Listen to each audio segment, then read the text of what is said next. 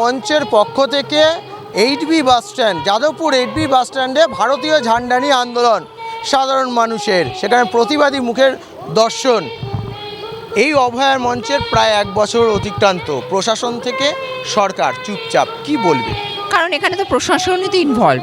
দেখো, আমরা যার কাছে বিচার চাইছি সে নিজেই তো ইনভলভ আছে না, কারণ তার জন্য প্রবলেমটা হচ্ছে, কারণ উনি নিজেই মনিটরিং করেছে, উনি নিজেই, ওনার ইনস্ট্রাকশানেই মেয়েকে পোড়ানো হয়েছে, ওনার ইনস্ট্রাকশানেই মেয়েকে তাড়াতাড়ি ময়না তদন্ত করা হয়েছে, তা she heart self is involve over here, না? তাহলে আমরা যার কাছে চাইছি সেই তো নিজেই ইনভলভ আছে, তাহলে লাভটা কী আছে?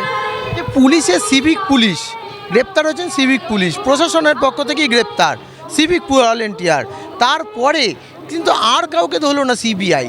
ব্যাপারটা হচ্ছে বাকিরা ধরলে তো আরও ওনার যে টাকা পয়সার লুটপাটের কেসগুলো তো বেরিয়ে যাবে না, ওই জন্যই হয়নি।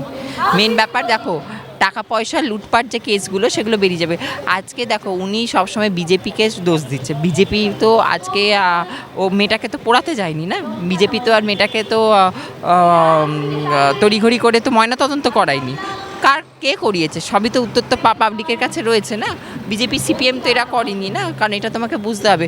মানছি আমি বিজেপি, ওনার কথা অনুযায়ী বিজেপিকে আমি মেনে নিলাম খারাপ, ঠিক আছে, কিন্তু বিজেপি তো মেয়েটাকে তো করতে যায়নি। তাহলে আজকে একটা জিনিস আমাদের রাজ্যবাসীও এটা বুঝে গেছে যে এখন যে মানে উনি নিজে হচ্ছে এখন বড় বড় করে যে ব্যাপারটা হচ্ছে, উনি নিজেকে তো সারদা মা বলেন, সারদা নারদা, ওনার সব হাজার একটা কাণ্ড বেরিয়ে আছে। কি বলবো, মানে পুরোপুরি কোরাপ্টেড ভদ্রমহিলা, মানে এরকম কোরাপ্টেড মেয়ে তুমি কোথাও পাবে না। মানে আমাদের বাংলা কেন, আমাদের ভারতবর্ষের উনি একটা লজ্জা। একটা মহিলা মুখ্যমন্ত্রী হয়ে এরকম ফালতু মুখ্যমন্ত্রী কোথাও আমি দেখিনি, বিশ্বাস করো।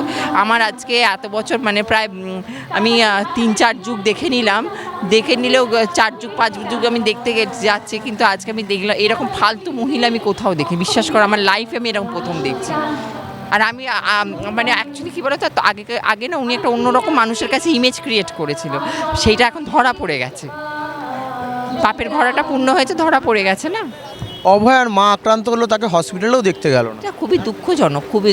আরে ওই তো চাইছে বাবা মাটা যদি বিদায় নিয়ে নেয়, বাবা মাটাকে চাচ্ছে মেরে দিতে, তাহলে কি, তাহলে সবটাই কি হয়ে যাবে, খেল খতম। মানে বাবা মাকে যদি মেরে ফেলতে পারে তাহলে তো আর তোমার তাহলে তো মানে আর বিচারের কোনো গল্পই হবে না, কেউ চাইতেও আসবে না, না? এটাই হচ্ছে চাপা পড়ে যাবে কেস। দেখো, উনি তো নালে উনি খুব পাকা মাথা বলি তো আজকে তাড়াতাড়ি করে এভিডেন্সটাকে ট্যাম্পারিং করে দিয়েছে, জানি এভিডেন্সটা থাকলেই তো আমি কেস খেয়ে যাবো না। বাবা মা মারা গেল, আপনারা তো সবসময় রাস্তায় দেখছেন প্রতিবাদে। দেখো, একটা কথা বলছি, আমরা তো আজ এখন যার জন্য লড়ছি সেই যদি না থাকে, তা তখন কার জন্য তুমি লড়বে? এটা তো ওই জন্যই তো ব্যাপারটা, বাবা মা টার্গেট, ব্যাপারটা বোঝার চেষ্টা করো। মানে এই সরকার হচ্ছে অ্যাকচুয়ালি স্বৈরাচারী সরকার, মানে রাজ্যটার পুরো 12টা হাতে নিজে হাতে বাজিয়েছে পুরো। বিরোধী দলগুলো যে বলছে 26শে মমতার বিসর্জন, এই পাওয়া উচিত কেন বলো তো? কাউকে না বেশি দিন ওনার বেশি দিন ছিল তো, ওই জন্য পায়তারামি বেড়ে গেছে। কিছু মনে করো না, এই রাজ্যের মুখ্যমন্ত্রীর পায়তারামি প্রচুর বেড়ে গেছে, কারণ যে কোনো সরকার না 5 বছরের বেশি দেওয়ার দরকার নেই। পাবলিকের উচিত 5 বছর হবে, কাজ করো, কেটে পড়ো, পরিষ্কার গল্প। বেশি দিন থাকলেই তোমাদের, ওরা কী বলো তো, নিজেদের তখন তাদের পাওয়ারটাকে দেখো, তুমি তখন হাঁটাতেও পারবে না চট করে, এখন তোমার প্রবলেম হবে। যে কোনো সরকারকে 5 বছরের বেশি রাখা উচিত না, তাহলেই দেবে ঠিক কাজ করবে। সরকারের যে বড় অবহেলা, তা কিন্তু আমাদের সামনে স্পষ্ট। এই অবহেলার পরে বিচার পাবে অভয়া, সেই দিকেই থাকতে হবে নজর। ক্যামেরায় রাজ বর্মণের সাথে Debarun Chakraborty, vision plus news, Kolkata.